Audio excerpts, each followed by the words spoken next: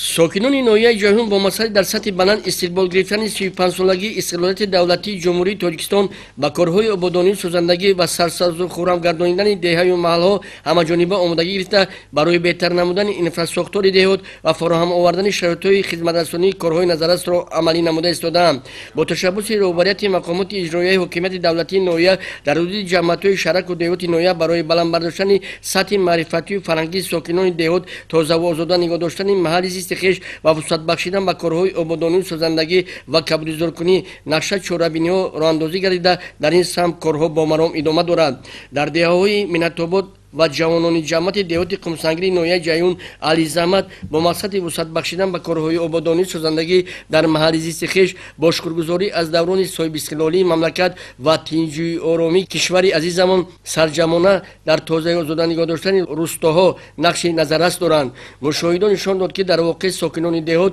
طی سالهای اخیر مسئولیت کارهای سازندگی را در بهتر نمودن اینفراستراکچور دهات خیلی خوب در نموده و بهتر سازی کوچه و محلها سهم خود را گذاشته ایستادند. مورد ذکر است که ساکنان دهات قمسنگی در ساحه کشاورزی نیز تجربه بوی غنی دارند. در سمت کرمک پروری ساکنان سال از سال به دستاوردهای نظارت نائل گشته ایستادند. در دهه منت‌آباد جماعت مذکور منصور و قربانبی در ساحه کرمک پروری تجربه زیاد داشته اما سال اولین شده به جمع‌آوری پیله آغاز می‌نماید. ذکر باید نمود که رشد ساحه کرمک پروری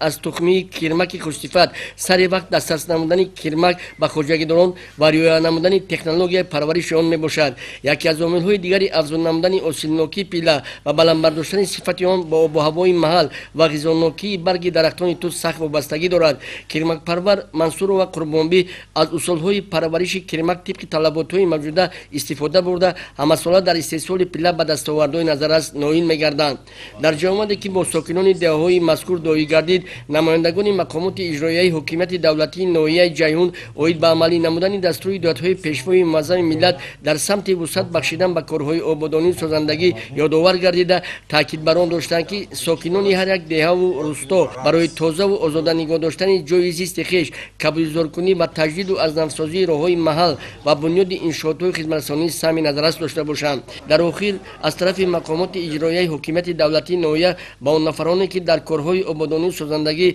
و رشد ساحه کشاورزی سهم نظارت داشتند با سپاسنامه و به کودکان یتیم و پرستار دهات مذکور تحفه‌ها تقدیم کرده شد که این از دستگیری عائله‌های نیازمند و بلند برداشتن سطح صفت زندگی آنها دلالت می‌دهد. خلمرود نیازی غیورشوی مردان نمازعلی ارگش برای برنامه اخبار از ناحیه جیهون.